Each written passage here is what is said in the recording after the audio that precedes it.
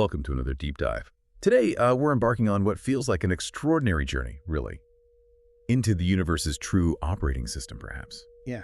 Have you ever stopped to wonder if maybe everything we perceive is just, well, scratching the surface, like there's this grand, energetic design humming underneath it all? Our guide for this is a really fascinating source called Sentient Genesis, Earth's energetic repatterning. And it offers this incredibly profound, almost mystical view on how the universe works, and crucially, our place in it. So our mission today is to really pull out the core ideas, the ones that could genuinely reframe how we understand consciousness, language, even Earth itself. We're talking a universe as one unified energy field. Yeah. An unseen architecture. Yeah. And humanity having this unique role. Great, let's unpack this. So let's start with the really big picture from Sentient Genesis. This source puts forward a pretty radical idea, that the universe isn't just, a bunch of separate bits and pieces. No, exactly. It's presented as a single, incredibly intricate energetic field. And right at the heart of it, it introduces this concept called the tetragrammaton, YHVH. Now, the text is clear. This isn't really used as a religious term here. It's described more like a dynamic social genetic operating system. Yeah, basically the foundational OS for everything. The OS for reality itself. Wow. And what's really intriguing is how this YHVH-OS is powered. According to the source, it runs on something called monoatomic etheric fire. Monoatomic etheric fire. Yeah, try to picture a fundamental catalytic energy. It's described as a flame that does not burn. A flame that doesn't burn. Right, it's not destructive. It's the raw power that ignites potential, brings coherence, amplification to the whole system. Think of it like the ultimate source code, maybe, pure energy that lets the universe function, evolve. Okay, so that's the cosmic level. How does this connect down to Earth? Well, the source says Earth has its own vital connection to this OS through the dragon lines. Dragon lines. I've heard terms like that before, Miley lines and such. Similar concept, perhaps, but described here very specifically as Earth's vascular system, an ancient energetic network. And it's distributing this etheric fire, like an omnipresent lifeblood for the planet. Wow. These are primal pathways, apparently seeded way back during Earth's formative eras. They literally shape the planet's energetic landscape. So Earth has this foundational network pulsing with this etheric fire. Where do we, humanity, fit into that picture? The text mentions something called the subtle psychic grid. Precisely. That's the human interface, you could say. The psychic grid is described as this complex collective psychic architecture. Think of it as a high-level application running on the YHVH-OS. And the key thing is, it's uniquely editable by human consciousness. Editable by us. Through our collective thoughts, our emotions, our intentions, they directly influence this grid. And it's all powered by that same etheric fire. So the psychic grid is where our inner world collectively directly sculpts the outer energetic reality. It's like our shared energetic canvas. That is a huge concept. And it leads right into another fascinating part of this source, the hidden power of human language. Sentient Genesis suggests language is way more than just communication. This is where it gets really interesting. Yeah, it really does. The source unpacks language as, get this, energetic spellcraft. Spellcraft, seriously. That's the term used. It proposes that our words, the stories we tell, symbols, ideologies, they aren't just abstract thoughts floating around. They are active, energetic directives, like actual instruction. Instructions for what? Instructions that shape, filter, and direct the flow of that etheric fire through the human collective. So in essence, our language is constantly building or architecting the psychic grid itself. Okay, hold on. So the stories we tell, the words we use, they actually direct this fundamental energy. That's the idea. And it means that these pervasive narratives, what the text calls false names, things like, say, the idea of scarcity, when resources might actually be abundant. Or borders on a planet that's fundamentally interconnected. Right. Exactly. Those concepts, those words become powerful linguistic constructs. And when enough people accept them, believe them, they become consensus-bound reality within that psychic grid. They literally draw on the etheric fire to maintain themselves, to make themselves feel solid and real. So repeating these narratives actually gives them energetic weight. That's what the source suggests, yeah. Makes them seem more real, energetically speaking. Okay, so then what are the consequences of that? Yeah. Of these misaligned narratives, these false names that we collectively keep reinforcing? Well, that's a critical point. The source calls the result collapsing energetic loops. Collapsing loops. Yeah, when our collective beliefs are out of sync with the, let's say, the natural coherence of the YHVHOS and its fire, they paradoxically use the system's own energy against itself. They create these self-sustaining feedback loops of distortion. So they drain the energy or misdirect it. Both, essentially, trapping it in these unproductive cycles, like fear narratives generating widespread anxiety. The text actually gives that anxiety a name: anthropogenic G, human-generated energy. Anthropogenic chi. Okay. And this anxiety, this chi, then feeds back and amplifies the linguistic spells of danger or threat, perpetuating the cycle. Wow. So dominant narratives, political, economic, whatever, could be seen as control systems. That's exactly how the source frames it, like control systems running persistent bugs that basically siphon off or redirect vital life energy from where it should be flowing. And this anthropogenic chi, tell me more about that. Right, so anthropogenic chi is described as the tangible result of all this. It's the dense, collective, energetic imprint, all our thoughts, emotions, intentions packed together in the psychic grid. Tangible, like you could feel it. Potentially, yes, or at least sense its effects. It holds huge potential for creativity, for sure, but it's also the source of so much chaotic noise. Yeah. That feeling you get in really dense, busy cities. That could be related. I think I know what you mean. And the spells cast by our language, our narratives, directly influence the quality, the density of this chi. It's a constant loop. Language, belief, collective energy shaping our energetic reality. Okay, that's a lot to take in about the human side. Let's circle back to the Earth itself for a moment. Those dragon lines you mentioned.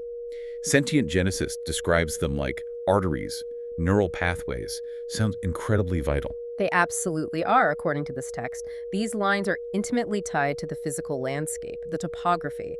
It mentions mountain dragons and water dragons connected to mountains and rivers.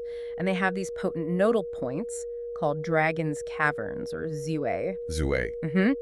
And while these lines are ancient, the really profound thing is they can apparently be influenced, harmonized, through conscious human interaction. Okay, now this sounds like where it gets really active. The source talks about creating planetary sentience points, or amygdalae. What is that? It's a pretty specific, almost geomantic act described in the text.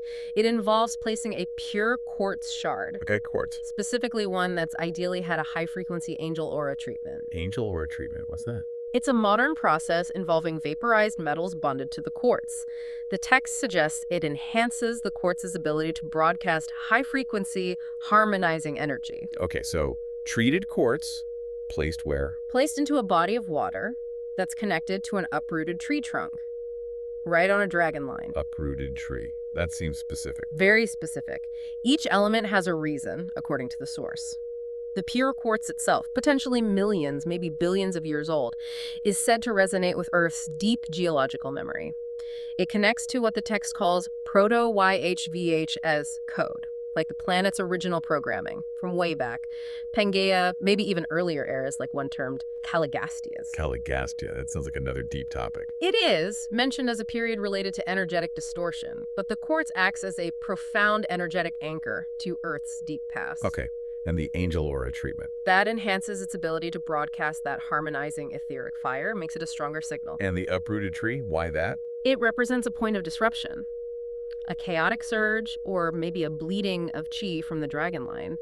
It's where corrective input can be most effective, apparently. So you're introducing a harmonizing signal right at a point of chaos. Exactly. And these points, these amygdalae, they have a multifaceted response.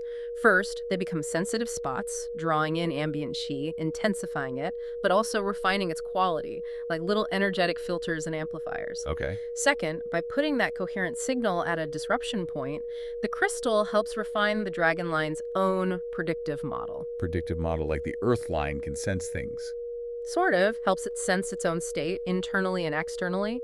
It allows it to transmute chaotic energy, even things like EMF, radio waves, what the text calls digital dragons, into coherent flow. Wow, transmuting EMF, that's a big claim.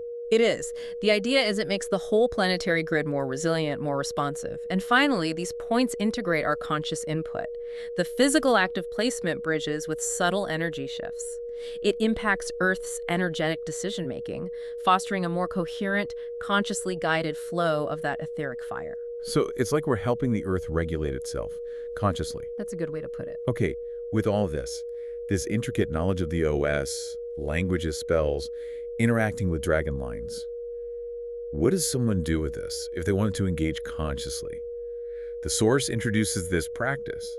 Psychic Aikido, what's that about? Psychic Aikido. Yeah, the text defines it as an art of redirection, not resistance. Like the martial art? Exactly the same principle. It's about non-confrontational engagement, transmuting distortions, silently repatterning things. You don't fight the negative energy or the distorted narratives head on. You redirect them instead. You gently redirect them, blend with them almost. So the psychic aikidoka, as the text calls them, navigates all that linguistic distortion in the psychic grid, but without getting into ideological fights. Now, what are the techniques? Things like narrative reframing. You subtly blend with a story people already believe, but you encode new, more coherent meanings within it. Sneaky. Or symbol encoding. Injecting coherent symbolic apps, you might say, into existing cultural memes. Letting new ideas spread organically, unnoticed at first. Also perceptual misdirection. Gently introducing alternatives that people don't consciously register, diverting attention away from harmful focal points. So it's subtle, not about shouting louder. Not at all. The insight is you don't need to declare war on a narrative. You can just change its underlying energetic signature, quietly. And at the same time, this Aikidoka is working to amplify planetary coherence, consciously influencing those dragon's amygdalae we talked about, using resonant materials, clear intention. The crystal placement becomes like acupuncture on a planetary scale. Planetary acupuncture. I like that. Aligning our consciousness with Earth's balance. Precisely. It's subtle, yes, but potentially very powerful, energetic work. It sounds incredibly sophisticated. Yeah. Are there even more advanced techniques mentioned for influencing in the collective? Well, the source does talk about installing new templates into group minds. Okay, that sounds significant. Yeah, think of it like trying to upgrade the shared software of collective consciousness. This might involve things called mimetic Trojan horses. Like the computer virus. Sort of. Yeah. Embedding coherent, life-affirming ideas inside seemingly harmless cultural things, art, music, stories, so they bypass people's conscious resistance. Wow. And what else? There's mention of dream dissemination, using what it calls unconscious broadcasters to plant seeds directly into the collective dreamscape. Into dreams. How would that even work? The text doesn't detail the exact how, but the idea is to foster new perspectives, new behaviors that then sort of ripple out into waking life naturally. So operating below the level of conscious awareness, essentially? That seems to be the key insight, yes. Working below conscious defenses, letting new, healthier patterns emerge organically from within the collective. And ultimately, the psychic Aikidoka, through practice, learns to emit what the source calls clarity fields. Clarity fields. Yeah, even in really noisy, chaotic, energetic environments, they become like a tuning fork. I'm thinking positive thoughts. Not exactly thinking. It's described as entering a state of zero thought, deep mental stillness, where you're not actively thinking, but rather embodying pure archetypal resonance, symbolic precision. Zero thought. Embodying resonance. It sounds very zen or meditative. It has that feel, yes. And from that state, the idea is you can gently, non-confrontationally, repattern both the psychic grid and the deeper planetary networks. The implication is profound. A single, clear, contained intention can ripple out across these vast energetic systems. Okay, but the source also includes a pretty critical warning, doesn't it, about resistance. It mentions that fighting against things, especially if you're not careful, can actually feed the negative loops you're trying to stop. It calls it empathetic bleeding. That feels really important. It's absolutely crucial. The text is quite emphatic. The only true and effective path to meaningful change is through silence and sovereign containment. Silence and sovereign containment. What does that mean in practice? It means operating outside the system's primary interfaces, not engaging on the usual battlegrounds of opinion and ideology. It's about returning to a deeper level of awareness, pre-symbolic awareness. Pre-symbolic, 4 words. Essentially, yes. Oh. Through practices like deep breath work, nonverbal sound, like toning or chanting maybe, and profound intuition. These are described as root layer access points to that pure etheric fire, bypassing the distorted filters of the everyday psychic grid. So you can't fight the distorted fire with more distorted fire. Exactly. You'd have to go back to the source, the pure potential.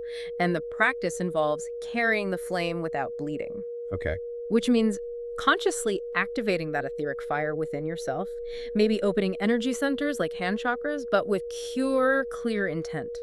Then applying it with precision where it's needed. And this is key, using advanced energetic sealing techniques to maintain your own sovereignty, your own energetic integrity. Sealing techniques, Yeah. so you don't get drained or contaminated? Precisely. It ensures you remain a clear channel, a pure vessel for that fire, rather than inadvertently absorbing or becoming tangled in the distortion you want to help transmute. That sounds like it requires incredible discipline. And profound responsibility. The text stresses that practitioners need to anchor themselves deeply in truth, which it defines as the fundamental coherence of that YHVHOS, in silence, the source of that pre-symbolic insight, and in love, described as the highest expression of etheric fire. Truth, silence, and love. These are presented as the ultimate safeguards, the anchors that prevent you from just becoming another uncontained ripple, ensuring your actions genuinely contribute to repatterning, not just more energetic mess. So, wow. As we kind of wrap our heads around this deep dive into sentient genesis really paints a picture, doesn't it? The YHVH isn't some distant god, but a living energetic OS, fueled by this pristine fire, networked through Earth's dragon lines, and interacting dynamically with our human psychic grid. Yeah, it completely reframes things. It even recontextualizes history, or deep history, that Caligastia's era you mentioned. The source frames it not just as some old story, but as a profound beta test of recursive energetic seeding and distortion. Right, like our deep past was part of a huge energetic experiment with ongoing consequences. And fascinatingly, it points to plants and animals, their uncorrupted paths, as living examples of how this energy should flow coherently, like they hold lessons for us. Lessons in natural balance. While humanity's unique role, our potential, lies in becoming that psychic aikidoka, we have this chance, it suggests, to help resynchronize things, not by fighting the distortions head-on, which seems futile. Right, the sovereign containment. Exactly, but through reverence for the whole system, through contained energetic practice, and ultimately by choosing to become a torchbearer of the subtle realms. It's a call to engage in these sophisticated acts, isn't it? Modern geomancy placing crystals to create responsive amygdalae, and skillful repatterning of the psychic grid through our own language and intention, that linguistic spellcraft. It really shifts our view of agency, of how we can interact with the world on a much deeper level. It does. And maybe connecting back to that core energy, that fire, the source leaves us with this final, really provocative thought. It says, the most powerful flame is not the one that consumes, but the one that reminds all things what they are made of. Wow. Reminds all things what they are made of. That lands. So the question for you listening is, what does it mean to be a conscious co-architect of this reality? How might understanding these unseen energetic architectures, even just considering them, help foster maybe a new era of planetary harmony? Through wiser stewardship, perhaps. We invite you to just reflect on that. Reflect on your own engagement with language, the stories you tell and consume, and maybe the subtle energies around you.